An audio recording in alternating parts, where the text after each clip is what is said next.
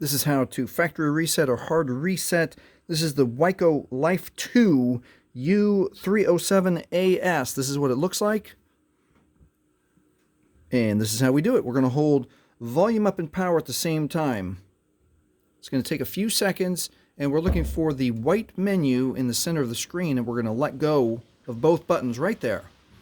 Now with the volume keys only, we want recovery mode. It's already on recovery mode, but in case it didn't, you're going to only use volume up, and then volume down is okay. Don't push power. Push volume down for okay.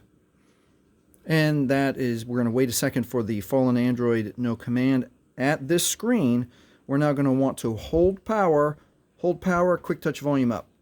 And this brings up the Android recovery menu for the Wiko U307AS. And we're going to use volume keys now to scroll down to wipe data factory reset, and now push power for OK. And then confirm wipe all user data, and we'll use volume again down, yes, for OK. And then we want to confirm right down here that the data wipe is complete. Data wipe is complete. And now remember, if you have logged into this phone with your Google or Gmail account, even though you've wiped everything from this phone, you're going to need your Google or Gmail account to log back into the phone. And now it is safe to reboot the system. And that is how you factory reset, hard reset the Wiko Life 2. If this has helped you, please like, please subscribe, and thank you for watching.